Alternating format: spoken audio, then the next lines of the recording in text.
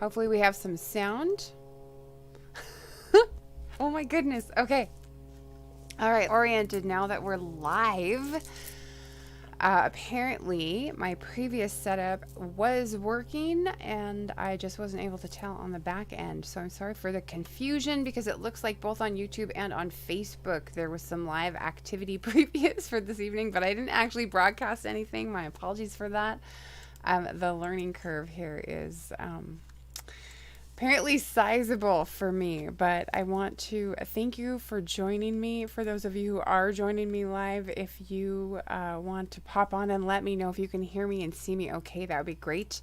I'm going to get some chat windows set up here and I'm going to get my notes in front of me so that we can get started. But thanks everyone for your patience, partly with the fact that we delayed a day. It's supposed to be live yesterday and I had to reschedule it for today. And then also in that we're getting a late start because technology, and oh my goodness, I don't know what it has been about this switch from live broadcasting from my phone directly to actually using software and platforms and services that has been kind of challenging this year. So thank you for bearing with me. Thank you for your patience.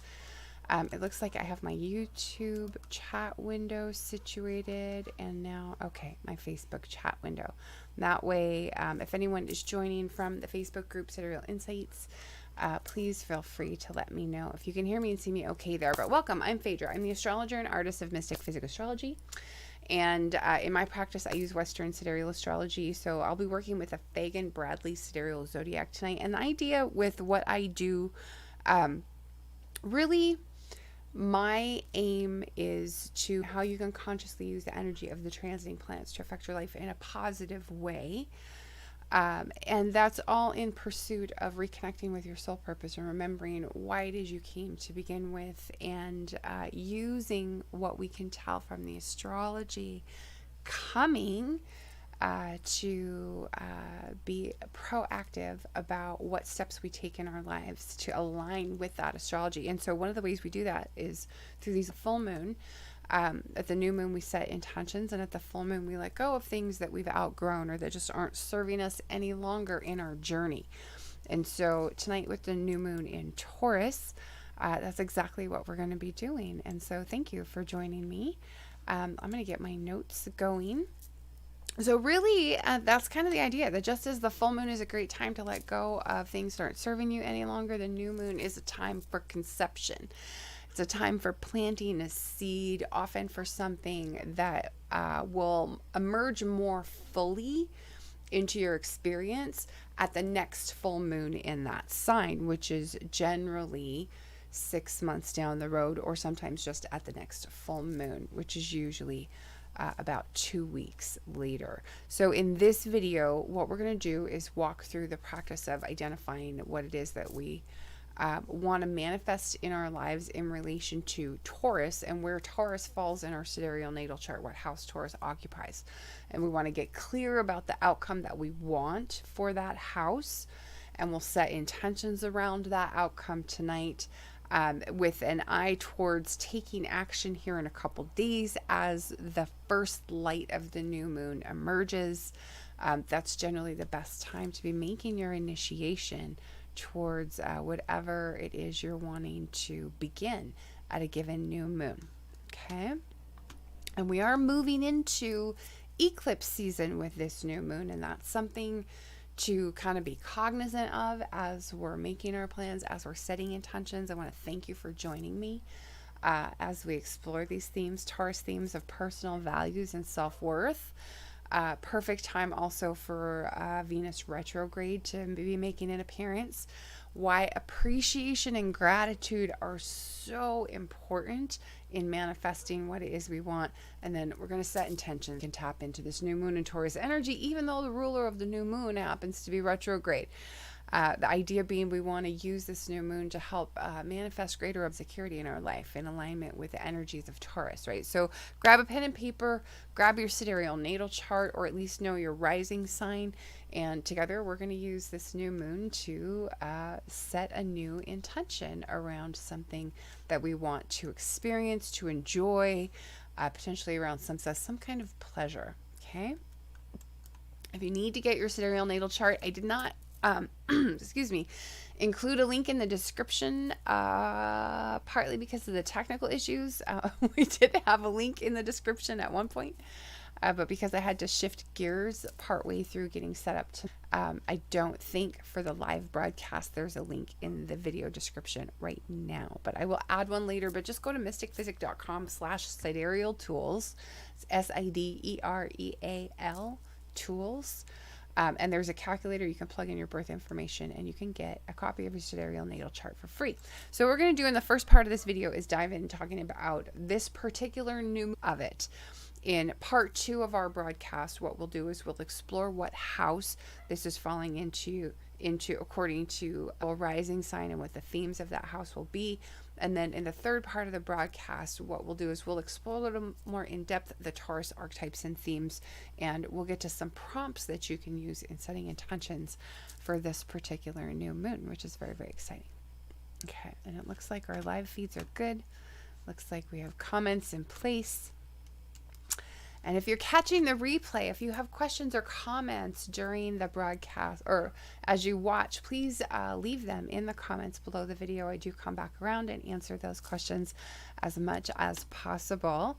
And oftentimes when we're doing the practices, if you're willing to maybe just be a little bit vulnerable and share what it is you're setting intentions around, or share what it is you're letting go of during the lunar live streams, it's a fun way to kind of engage as a more intimate community and inspire each other with the challenges that we're willing to tackle in our lives, because a lot of what we do on these broadcasts can be really challenging, that's for sure. Now, I want to call out, as we dive into this new moon in Taurus, I want to call out some notes that I was looking over for last year's new moon in Taurus, which was actually in June, in early June, not in May. But last year we were also entering retrograde season. It was kind of getting underway. And instead of Mercury and Venus out of bounds, last year we had Mercury and Mars out of bounds. So there was a little bit different flavor to last year's new moon in Taurus. But some of what I wrote is still kind of applicable. Part of what I wrote was that it's not a time to force things. Anytime you're in retrograde season, really true. Just because delays can stand to benefit you and you don't have the full direct motion support of the planets need it. And so it's generally just better to kind of slow down, take your time, observe the landscape, see what is changing, and just kind of go with the flow of things rather than trying to force things. But one of the things I really want to call out is that last year I asked you at the new moon in Taurus to take the time to observe and understand what it is that you want and get clear about what is right now in your actual experience. What is, what do you have, and what do you want? And what's the difference between these two things? What's the lesson in the gap between what is and what you desire, what you want to manifest? Because in the gap between those two things, there's a lesson for you. And I would like to ask you to reflect back, especially for those of you who've been with me for some time, who were, probably watching the broadcast last year at this time. Reflect back on, did you do that? And if you did, how did the outcome benefit you? And if you didn't do that, I would invite you to consider, did you let an opportunity slip by?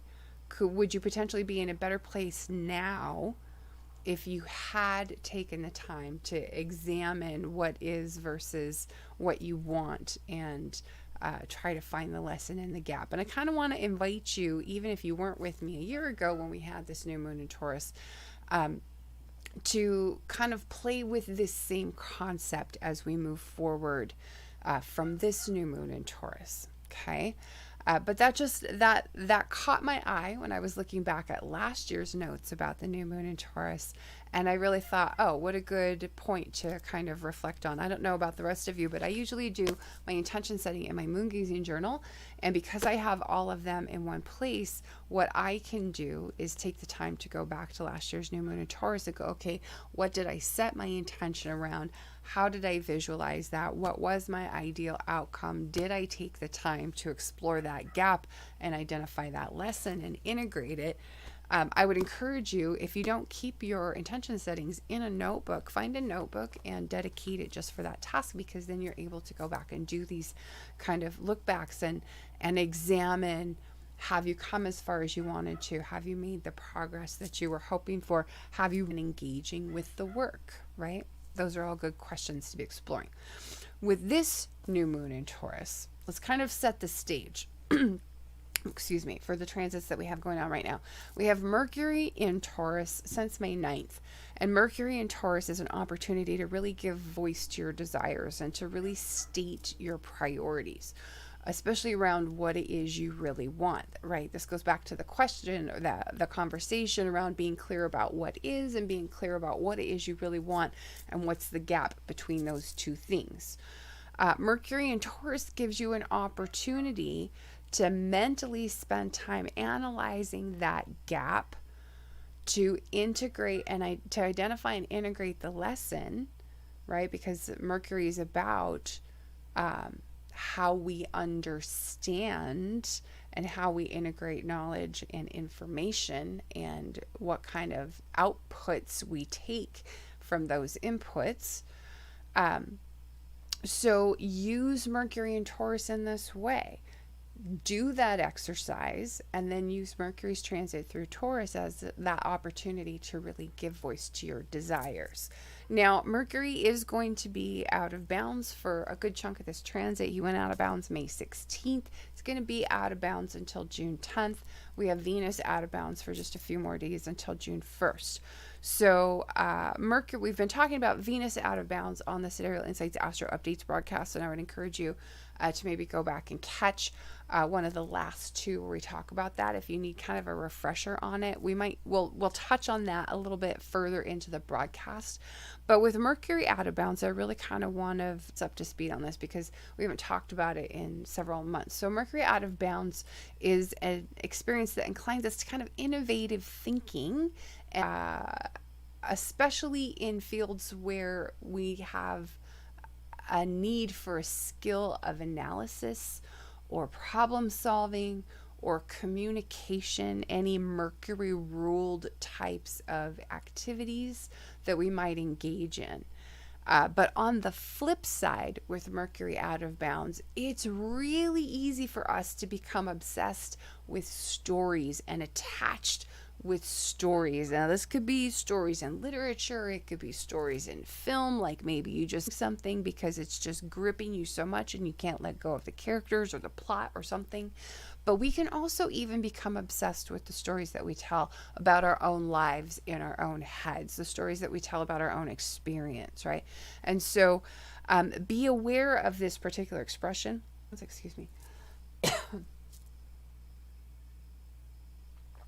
I was burning incense and it got smoky, and so I had to turn the ceiling fan, and now it's drying out my throat to have the fan on. So when Mercury's out of bounds, another way that we can experience this is that we might misconstrue someone's meaning. We might misconstrue another person's words and blow things out of proportion and have that color our reaction to what we think someone else is saying. So be aware of that in our own behavior, but that can also manifest in other people's reactions to things that we say. So just be careful of that. We're going to be experiencing 10th, okay? So for another couple of weeks yet. We also have Venus in Taurus right now. So we've got this little party going on in Taurus, basically, with the sun there, the moon there, Venus there, Mercury there. So all of this Taurus activity going on. With Venus there, she's there for a while. Venus normally takes about 3.5 weeks to go through a sign. She's going to be there until August 2nd. This is early in her transit to have this retrograde, which benefits us because we can use excuse me, the early part of Venus retrograde or through Taurus during the retrograde to really kind of take a step back and reassess things, take another look at our Taurus house, what's important to us there, what are our priorities, take a closer look at the relationships in our lives, our business activities, things like that. Are these things really benefiting us? Are they really reflective of what our intentions are and what it is we're wanting to achieve and accomplish? We can take that assessment now in the early part of her transit, and then as she returns to direct motion in late June and ramps back up to full speed through late July, we can start implementing these new activities and changes that we want to make based on our assessment, and get all of that in place as she ramps up to speed and finishes her forward motion transit of Taurus. And so in that sense, having the retrograde early in her transit of the sign is going to benefit us, because it's going to position us really well for after Venus's retrograde is over and she finishes her tour of Taurus. But yes, this is an extraordinarily long time for Venus to be in a sign. So one of the things that we tend to experience when Venus is in Taurus is we tend to find more pleasure in life. And we really want to experience life at kind of a slower pace. We want to take our time to savor things and find enjoyment in our activities, even in the more mundane activities of life. And Venus rules Taurus, so she's strengthened while she's there. That's something that we know. But when she's retrograde, she's a little bit weakened, right? So we know that a retrograde is necessarily the right time to be initiating Venus-ruled activities, even though the new moon is when we typically want to be making initiations. So the caveats here are: don't be starting new businesses, don't be making new investments in business or in Venus ruled things, don't be buying art or antiques or jewelry or designer things, right? Not unless you've had a plan this and just the most amazing opportunity pops up right now. If you haven't had something like this on your mind, just don't do it, especially with a new business opportunity. If it's not something in response to where we find ourselves in the world at this moment, that helps you pivot in your business and keep you profitable and relevant, if that's the case, go ahead and do it. But if you're talking about making a long-term change to how your business is structured or the strategy or plan that you'll be implementing, I would be using Venus's retrograde to be doing your due diligence around that and be formulating your plan and then implementing it once she goes direct, rather than trying to implement something like that right now. It's just not advisable. It's also, as I've said in previous broadcasts, not a good time for elective cosmetic surgery or major changes to your appearance. Stick with what you've been doing for now. Wait until Venus is over. Otherwise, there's a risk that you won't be happy with the results, and no one wants a bad haircut, right? We all hate growing out a bad haircut. And I did say on past broadcasts, there's a chance sometimes when Venus is retrograde that we can reconnect with past lovers. It can also bring up relationship issues if there's ongoing issues in a relationship that we haven't been dealing with, or if there is an issue that we just haven't identified yet. Sometimes that can come up during Venus retrograde.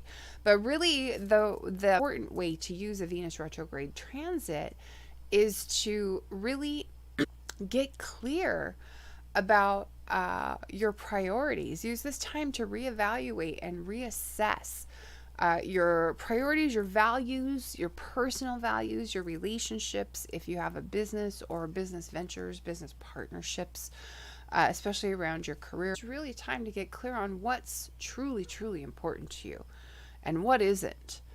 And look for those things that you need to let go of or clear out, which represent values that you no longer hold, or things that are no longer important to you, or valuables that you might be ready to cash in or sell off because they've served their usefulness to you. But I would advise you, if you do have valuables that you're ready to cash in or sell off, wait until after the retrograde to actually do the selling if you can, just so that you don't end up having to take an unnecessary loss on something. If you're needing the cash right now, that's one thing, but if you're not and you can wait to divest, that may be the best thing for you to do. So another thing I kind of want to call out with this new moon is that we have this Venus conjunct Mercury, Venus square Neptune, Mercury square Neptune activity going on, all happening right Well, the Venus square Neptune aspect became exact on the 20th, which is just a couple days ago. And what is significant about this is that it's also the same day that I was calling out as a day for you to watch if you have a personal planet or a point in your chart at 5 or 6 degrees of Gemini, or if you have Gemini Sun or Gemini Rising, or if you have a birthday between June 15th and June 25th, because if you fit any of those three criteria, you're going to be directly affected by the new moon solar eclipse in Gemini June 21st. And that eclipse is active, or was active 2 days ago on June 20th when Venus squared Neptune. Now, this Venus-Neptune square is also still active while we have the new moon going on, and Venus rules the new moon. And what's come into play since the 20th is that now we have a much tighter conjunction between Mercury and Venus taking place today. And that also places Mercury square Neptune right at this new moon in Taurus. So we have Mercury and Neptune brought in. And we all know that Neptune can describe disappointment. Neptune can describe where we're suffering from kind of a disillusionment. Neptune is about escapism, where we don't want to face reality. Neptune can be about deception and people lying to us, and lies that we've told other people, or secrets that we're trying to keep, right? And we all know that eclipses can reveal information. So we have the eclipse degree active. Just be aware of that as we move through this new moon. And be aware that there's a risk of disappointment, disillusionment, a bubble being burst, a deception or some sort of secret coming out right now, or in relation to the outcome of whatever is begun at this new moon. The other thing I want to call out is that this could be a time, as we're entering eclipse season and getting underway with retrograde season, with this new moon, it could be a time where we find ourselves going back on a commitment, or learning we hadn't, say about a person or about a situation or about an event. It could trigger disorders around love or partnership or even business. And it could trigger some kind of renegotiation of terms. And whatever issue arises at this new moon, for those of us who may be affected by this new moon, whatever now could also potentially resurface in late July around the 27th. So put a pin in that date, mark that date on your calendar, and pay attention to what happens at this new moon, because events could be significant and the same theme could reappear around July 27th, which is right around the time that Venus leaves the shadow of her retrograde. But what happens July 27th is we also have Venus re-engage this square with Neptune after she's returned to direct motion. We also have Mercury tied up in activity that's going on the 27th. So I just want to call that out. What's going on now for folks who have something significant going on in conjunction with this new moon in Taurus, or with the new moon solar eclipse in Gemini, just know that something else could be coming up later around this issue. Watch that July 27th date for that to resurface. And I would also invite you, I'll put links for these in the video descriptions once the broadcast is over. I would really recommend, if you haven't watched yet, check out the June and July 2020 eclipse season video that I just recorded a couple weeks ago. That's going to give you critical degrees, dates, all the information that you need to know for the coming June and July eclipse season. And then you may also want to give another listen to the 3 eclipse essentials you need to know video that I did, just to get a refresher on how to navigate eclipse season. Eclipse degree is active right now during the new moon for some readers, and as we come through the next series of full moons, that'll be true as well. And then also just kind of a final point to call out, just because you haven't watched these eclipse videos yet, and I would want you to be careful. No ultimatums at eclipse time. Ultimatums tend to backfire. They tend to, we wanted them to. So I would encourage you don't issue any ultimatums right now as we enter into eclipse season, getting into full swing. And I explain why in that eclipse video, 3 eclipse essentials you need to know. So I'd encourage you to watch that. So that really wraps it for talking about this particular new moon and the astrology of it, what we can expect, the energy, how it'll play out. Hi, Nina. It's good to see you with us. If you missed me going over any of the new moon activity and you have questions, please holler. We're about to move into a discussion of what house this is falling into for each of you according to your sidereal rising sign. So this is where you're going to want to know your sidereal natal chart and what your sidereal rising sign is as we dive in. For those of you who have Aries rising, of course, this will be second house new moon. That has to do with wealth and possessions and movable assets, money that you earn from the work that you do every day, and expenses. Venus rules all those things too, right? Because Venus, of course, is the natural ruler of the second house. So all this lines up perfectly if you happen to have Aries rising, or if you have Aries sun and you're doing this with your sun sign.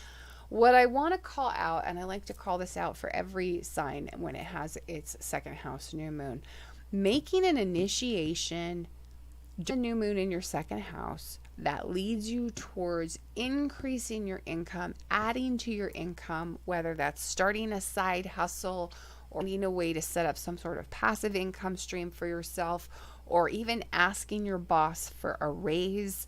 These types of activities, or or a promotion, or seeking another job, if the astrology for you is supportive of that, these types of activities, if you take them during a new moon in your second house, you really set yourself up for something favorable down the road. Because 6 months from now, you're going to have a full moon in your second house. And at the full moon, what happens is something goes away, right? Something reaches its fruition and then kind of expires from our experience. And oftentimes what I see is if you haven't taken steps to expand your income or grow your income during the new moon in your second house, what happens is at the full moon, 6 months later, you lose an income source, or you lose an income stream. So it sets you up potentially for a negative effect later. Whereas if you take the steps to make your initiation to boost your income or add to your income in some way during a second house new moon, you set yourself up for that to be reaching fruition at the full moon. And what happens is 6 months later, you're starting to see this actually pay off, and you're farther ahead financially rather than potentially facing a set. And then what happens is, even if you do lose an income source at the full moon, you've taken steps to help offset that because you looked ahead, you saw when the cycles were going to happen. Everyone has a new moon in their second house at least once a year. So you should be doing this activity at least once a year. And from a financial perspective, as someone who used to work in the finance industry, that's just good advice. That's just a good habit, a good practice to be into. So I'm going to get off my soapbox on that, but I really want to encourage you, if you're someone who has Aries rising right now, take advantage. I know Venus is retrograde, but that doesn't mean that you can't still find a way to leverage the energy and put it to use for you. Now, if you have Taurus rising, this is your birthday new moon. And with your ruler retrograde, in a way that kind of sucks. And so I apologize. I have a little brother who actually has Taurus rising, who's had a birthday just recently. And so he's kind of seeing the playoff of that this year. This retrograde Venus basically affects your entire coming year if you're having your solar return right now. Because what that means is that you'll have retrograde Venus in your solar return chart. And what that means is that this effect that we feel of how Venus retrograde expresses differently than Venus when she's direct, that type of energy is going to color your entire year pretty much if you're having your solar return right now. So I want to highlight an important thing to know. That's an important thing to understand and anticipate as you move through the coming 12 months, as you move into your own new year. Just because it can affect the decisions that you can make, it can affect the plans that you want to make, just knowing that your ruler is going to feel retrograde for much of the year. Now, the other thing that means is this is probably not a good time to be making changes to your appearance. Usually when you have a new moon in the first house, especially when Venus is transiting your first house, that's when we would normally encourage you to do something to spice up your look or your wardrobe, or try out a new hairstyle, upgrade your appearance in some way. I wouldn't recommend that right now with Venus retrograde. So you kind of lose that opportunity this year if you have Taurus rising, which does kind of suck. However, retrograde can be a really good time to go back to old styles that you used to wear really well or that flattered you, or just move into kind of a more retro feel with your look. So don't hesitate to freshen things up by going to old looks, going to retro feels, going to more classic and traditional things. You can still leverage Venus, just don't be forward thinking with your Venus when she's retrograde in the first house. Okay. Now, if you have Gemini rising, this could be a 12th house full moon, and that's me. I've been feeling this heavily in my 12th, not full moon, a new moon, excuse me. I've been feeling this heavily. I don't know how the rest of you with Gemini rising are feeling it, but I would be curious to know in the comments. Nina says she has Sun in Aries. Nina, good. Hopefully you'll take my mini lecture to heart about, you know, doing something to boost your income right now, because it can be a really, really good time. And especially, here's the interesting thing with Neptune tied in, to kind of circle back around to that conversation. Neptune, some of the more positive and interesting and creative expressions of Neptune have to do with things like film and theater and photography, anywhere where you have the opportunity to create a fantasy or an illusion. And so if you have a skill or a talent in an area like that, where you can play with this idea of illusion, where you can tap into film or video or photography in some way, that to kind of boost your income, that could be a really great way to tap into this particular new moon energy if you have Aries rising. I don't normally get into that much detail on the broadcast, but since you have Sun in Aries and we're talking about that, you could do the same exercise for your sun sign and do this for your solar second house, because you have Sun in Aries, and that way you get like extra bang for your buck with this particular new moon. Okay. Now, when we're going into eclipse season, that's actually a good thing to be talking about, because when we're going into eclipse season, when those eclipses hit, and that's June 5th, June 21st, and July 5th, when those eclipses hit, I always encourage you to do these lunar practices twice, once for your sun sign, once for your rising sign, because eclipses are so much more powerful than a regular lunation, and you really want to tap into that energy, and you want to leverage it to the absolute fullest that you can, which means doing it once for each, your rising sign and your sun sign. So yes, Gemini, 12th house, we were talking about this. The 12th house has to do with activities that you do behind closed doors. It has to do with things that you do in seclusion or solo projects, not team projects. The 12th house also has to do with your unconscious mind, your unconscious beliefs,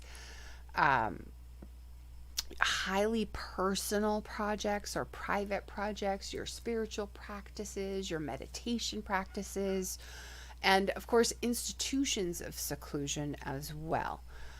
So this would be a time where you could start, if you have Gemini rising, say for instance, you could start a new meditation practice or some sort of new spiritual practice or spiritual exploration. That could be a way that you could use a 12th house new moon. For Cancer rising, this will be an 11th house new moon. So that has to do with friends and organizations. It has to do with your deepest held hopes and dreams. And so I always love encouraging folks with a new moon in the 11th house to do something to make an initiation towards a long-held hope or dream of yours. And I would say, especially with Neptune tied up in this, if there's a way that you can tap into those same type of fantastical or elusive or nebulous qualities that we talked about related to like film or theater or photography, those could be good avenues if you have hopes or dreams around, you know, film or photography or theater, or around, I would say, exploration, spiritual paths, spiritual experiences. You could tap into that as well. You could also tap into, where was I going with that? I just lost it. If it comes back, we'll circle back around. Had to do with Neptune and how Neptune expresses right out the brain. So if it comes back, I'll circle back around to it. For Leo rising, this is going to be a 10th house new moon for you. So that has to do with career and awards, achievement, status, reputation, those sorts of things. For Virgo rising, this will be a 9th house new moon. So higher education, long distance travel, long distance communication. So things like publishing and broadcasting, live streaming, that sort of stuff. But also religion, philosophy, and law fall under the 9th house. And then for Libra, this is 8th house, of course. So that has to do with other people's money, the resources that come to you through your partner, investment earnings, insurance, taxes, and here all 8th house matters, as are bonus and commission income, the occult, death, rebirth, transformation, all that jazz. For Scorpio, this is going to be a 7th house new moon for you. So marriage and partnership, business, relationships with other people in general. The 7th house also has to do with what we tend to reject about ourselves and project onto other people. The descendant specifically gets into that. So the 7th house, when we have new moons and full moons there, it's a good opportunity to like shadow work if you feel so inclined. Let me check. Hi, we've got Diane and Rising Phoenix on YouTube with us. If you have questions, folks, as we go through, please let me know for sure in the comments, and I'll pop in and check on those periodically throughout the broadcast. For Rising, it's a 6th house new moon. So this has to do with work, health, daily routines, pets, employees, if you have them. Those are also 6th house matters, but it gets into like our daily habits and our schedules. So it really describes like our ruts. Also speak to our healthy habits, our positive and supportive routines that help reinforce the healthy S, right? So when you have a new moon, this is a good opportunity to add in some new healthy behavior, some new healthy habit. The 6th house also, because of its relationship to Virgo and diet and food, has to do with diet and food. We all know the diet and food have a direct impact on our health. And so this can be, when you have a new moon in your 6th house, an opportune time to look at new healthy foods that you can add into your diet that could support your health in ways that you need. So if that's you, if you have Sagittarius rising, consider that. That can be a good way to use a 6th house new moon. If you have Capricorn rising, it'll be a 5th house new moon. So that has to do with creativity. It has to do with children. It has to do with love and romance, not marriage, of course. That's partnership. That's Venus. The 5th house has to do with affairs of the heart. It has to do with things that we enjoy, things that we do for pleasure. 5th house is the heart, right? So pleasurable activities, romantic connections in that sense. Sports, risk-taking, gambling, those are all 5th house activities. The 5th house also has to do with things like hobbies that we like to engage in, things that we do with our hands, our sort of creative self-expression in that way. For Aquarius rising, this is going to be a 4th house new moon for you. So that has to do with home and family. That has to do with real estate, your living arrangements, your living circumstances. It has to do with later life and your parents. It could be one or both. For Pisces rising, this has to do with transportation, writing, communication. It's 3rd house though. So this is local transportation. It's communication that happens near to you over short distance travel. Childhood education is usually governed by the 3rd house, but also our mental activity and mental matters are stimulated at 3rd house transits. 3rd house also speaks to siblings, extended family, things like aunts, uncles, cousins, and your neighbor, people who live nearby to you, and your immediate environment. Okay, so that's for Pisces rising. If anyone joined late and already covered what house this was falling into for your rising sign, just let me know what your sidereal rising sign is in the comments, and I will circle back around and kind of refresh. And then in the meantime, what we'll do is we'll move into the 3rd part of our conversation. So what we're going to do now is talk about Taurus archetypes. We're going to explore Taurus archetypes in more depth. We're going to explore Taurus themes, and then I have as you choose what it is you're setting your intentions around for this new moon, I have some prompts if you don't already have an idea that you can some inspiration around what it is that you want to initiate with this new moon in Taurus. But let's talk about Taurus. So Taurus is fixed earth, right? So this is steady, solid, stable energy. It doesn't want to move, right? Especially once it gets settled. Taurus is symbolized by the bull. And we think of a bull as being stubborn too, right? This is the archetype of the builder. Bulls are animals that we use as work animals to draw machinery, right? Like for plowing fields or for moving earth, for moving something that is naturally still, that wouldn't be moving. So it is the earth mover, the builder in that sense, but it's also the banker in the sense that we're talking about Venus energy, we're talking about wealth, we're talking about natural resources and the wealth of the natural world. And so very much the wealth of the natural world can manifest as things like gems and minerals, right? Precious metals, things that we might take out of the earth. The banker, the nature lover, the hedonist, these are other expressions of Taurus.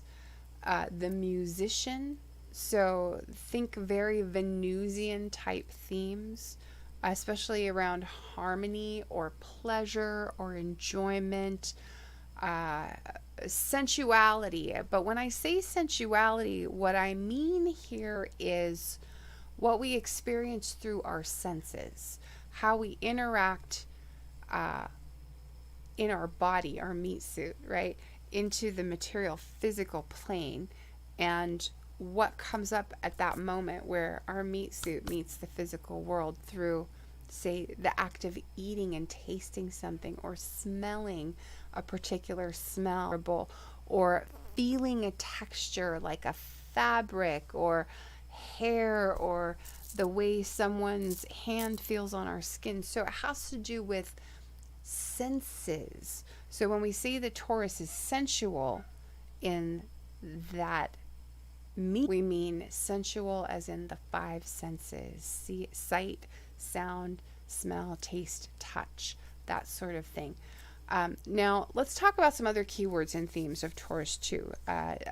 Materialistic is a common keyword for Taurus. Sensual, again, we already talked about that a little bit. Indulgent, lazy, argumentative, stubborn. Those can be maybe some of the more negative expressions of Taurus. That stubbornness, that laziness, the bullheadedness, the argumentativeness. Those can be positive in certain expressions, but they can also tend to hold us back at times if we're not careful, right? But what about some of the more positive expressions of Taurus? How about Taurus's patience and loyalty?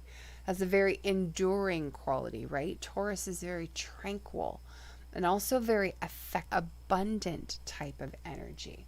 And so this is what I would encourage you to kind of look at, where you can tap into the more qualities of a sign during the new moon in that sign, just to activate them and bring them into greater expression in your life. The full moon, take the opposite approach, where you explore the more negative tendencies and expressions of a sign, because all signs have them, the lower vibration expression of that sign, right? And so at the full moon, you look at where these manifestations might be coming up in your life, and you look at how you can release them and let go of them, because it's the negative expressions that tend to hold us back, that tend to not serve us in our goals and dreams and ambitions. Okay. So for the new moon, let's focus on the more positive aspects, that patience, that enduring quality, the loyalty, the tranquility, the affectionate nature, the abundant nature. As part of the Taurus Scorpio 2nd and 8th house axis, Taurus speaks to our personal values and our sense of self-worth. And these are both incredible areas for doing inner exploration right now, potentially for doing some shadow work right now, but especially for doing some deep diving and digging and doing some of the uncomfortable inner work and getting clear, because Venus is retrograde. That's the best way to use a retrograde Venus during her new moon, is to just turn inward and do the reflective work because she could really shine a light right now on areas where we may be struggling with issues of self-worth, or struggling to uphold our own personal values, either through the way that we live our life or through establishing and maintaining boundaries in our life, potentially with other people, right? Taurus is also about security seeking, comfort seeking. And so this is where I kind of want to explore this more kind of negative side of Taurus, where we risk getting into this self-indulgence, we risk getting into kindness, the stubbornness. We get stuck in a comfortable rut, and we don't want to get out of that comfortable rut because it's comfortable. But what happens is too much security seeking leads us to stagnation. It leads us to a place where we can no longer grow. It leads us to decadence, right? That's one of the negative expressions, I think, of Venus, is potentially going too far towards decadence. So we need to be aware of getting too comfortable. Discomfort leads to growth. And so sometimes we need to be willing to embrace the discomfort, even if it seems like it might be painful, even if it seems like it might be difficult. Discomfort can really push new territory where we have the opportunity to reap even greater rewards. And they may be rewards that we really just don't have or any way to conceive of from our current position. So be aware of that. Be wary of getting too comfortable. And don't let the idea of discomfort keep you from a path or from a course of action. Beware of boredom. Because Taurus is sensual, Taurus needs to have senses stimulated, right? But seeking stimulation out of boredom isn't healthy, typically. So beware of that as well, this tendency towards boredom and stimulation seeking, to have those senses stimulated. But just make sure that you're looking to have your senses stimulated in healthy and proactive ways. I would say especially really backfire on you right now while Venus is retrograde, so just be aware of that. Now, appreciation and gratitude, let's talk about those a little bit as well. So I like the topic of appreciation when we're speaking about Venus, because Venus rules money, and we also talk about appreciation a lot when it comes to money and our investments, right? Appreciation, it really means the same thing, whether you're talking about an investment appreciation and appreciating in value, or something like that. And our appreciation of things in life, people who are important to us, experiences, memories, those sorts of things. It's the same human nature, this concept of appreciation. And it is a reflection of what we value, what's important to us. Okay. And so really, I would encourage you during this, spend a little time, especially as you move into your intention setting, just meditate for a few minutes on that one word. Meditate for a few minutes on the word appreciation, appreciate. And what does it really mean in all of its different expressions, and how are all of those meanings related and reflective of what Venus is here to teach us with her true nature? And is such a critical and important part of Venus's lesson. And appreciation and gratitude can open you to manifesting what you desire even faster by putting you in the emotional state of having already received it. And that's a practice that can benefit you every new moon when you go into your intention setting.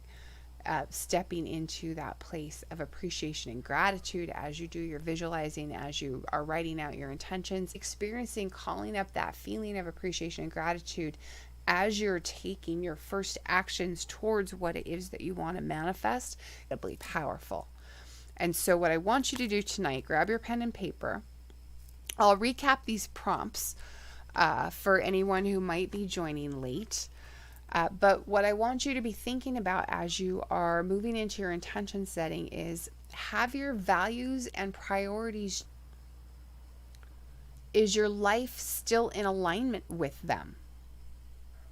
It could be that the life you're living right now is reflective of values and priorities that no longer hold any meaning or importance for you. And if that's the case, continuing down the same path and the same life is really ill-advised, right?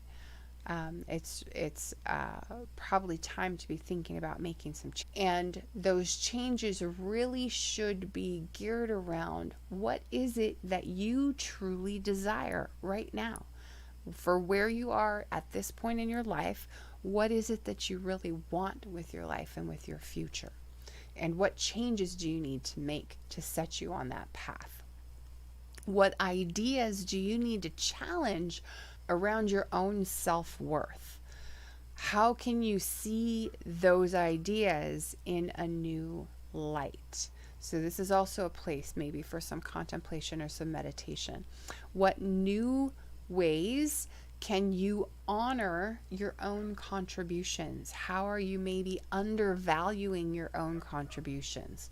What new beliefs about your own value and the value of your own contributions can you invite into your life? This would be especially good for someone like me with Gemini Rising, where you're working with the unconscious mind and unconscious beliefs, to be thinking about what new unconscious beliefs you could be cultivating in yourself based on what your values are now and your own self-worth. What new beliefs can you cultivate with this new moon through things like affirmation, through things like meditation, or hypnosis? Those are all incredible tools for training your unconscious mind in a new direction. And I encourage you to tap into them. What ideas do you need to challenge around your own self-worth? All right.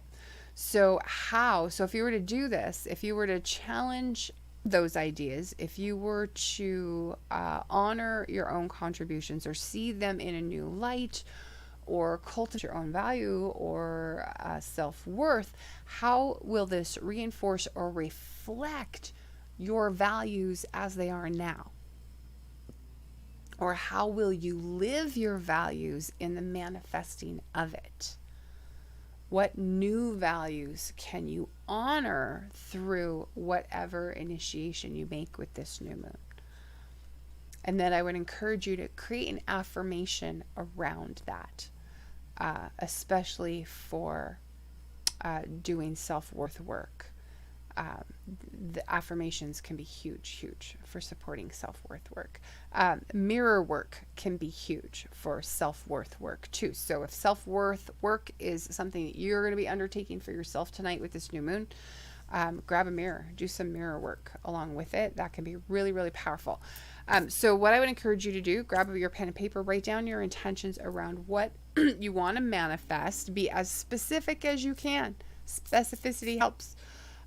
It can help to visualize it in as much detail as you can, and write down those details. And then what I encourage you to do is visualize it as if you are living it right now. So whatever this thing is that you want to manifest, visualize it as if you were living it right now, and call up in your body the way that it would make you feel to have what it is you want in this exact moment. What would the emotional state feel like? Would it be joy? Would it be excitement? Would it be gratitude? Would it be relief? What would that feeling feel like emotionally? But then also think about, what would it feel like to your physical body? What is this thing that you want? Is it something that you can taste? Is it something that you can touch, can smell or feel? Visualize those things too. Imagine those things too as much as you're able.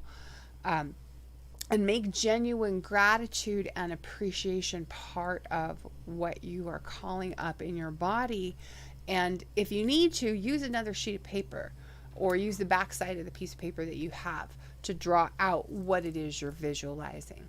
Okay, and then I invite you when you're done to share in the comments what your intention is, or to share the affirmation that you've written around what it is that you want to affirm for yourself as you're setting your energy in motion to manifest this stuff. I'm going to recap these prompts real quick, and then I'm going to dive in to my own intention setting. I haven't even thought about how I want to use not at all. I'll have to get creative. Okay, so just recapping the prompts really quickly. Have your values and priorities changed, and is your life still in alignment with them? You truly desire? What ideas do you need to challenge around your own self-worth, and how can you see these ideas in a new light? Basically, how can you transform them? What new ways can you honor your own contributions, and what new beliefs about your own value can you invite in? How will this reinforce or reflect your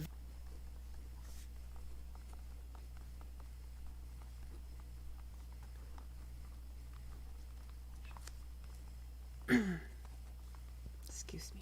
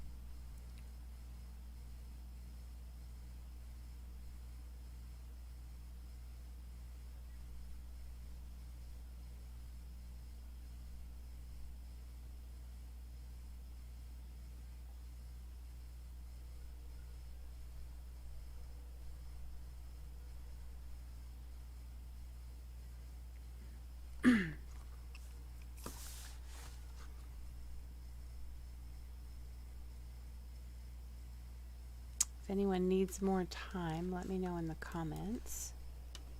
I was just wanting to think of an affirmation to use.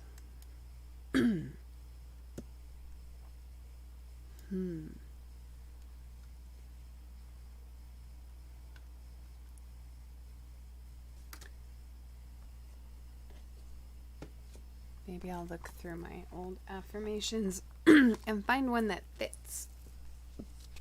Right one, brand new. So here's what I wrote for my intention setting. I'm going to start with that, even though I don't have an affirmation ready. Affirmation later. I don't mind doing that.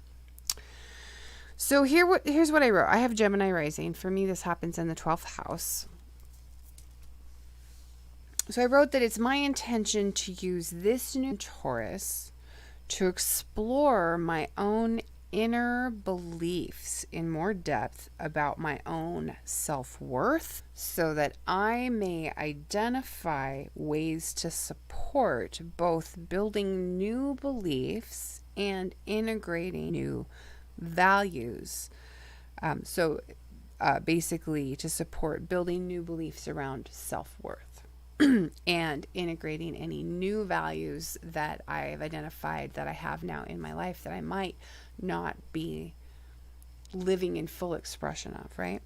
I wrote, it's my intention to spend time, and this is where I'm getting into the activities that I'm planning. How am I actually going to do this? My intention to spend time regularly in meditation on these topics, and so this for me will be within a couple of weeks.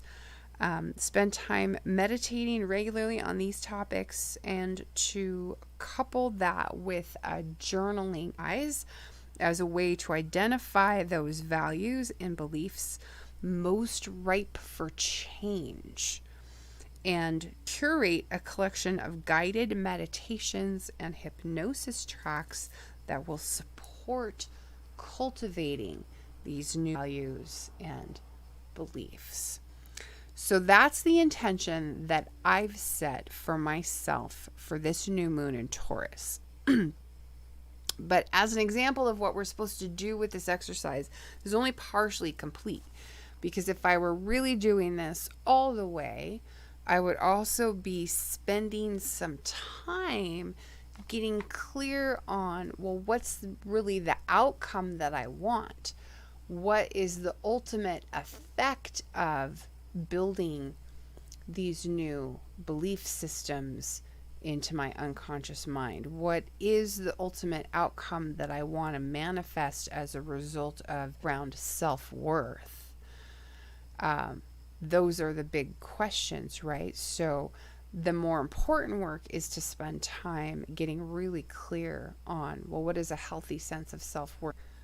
How does that affect my lifestyle or my income or what I do for a living or any of that, right? You can see how your beliefs around your self-worth and the value of your own contribution could have a multitude of effects in other areas of your life, right?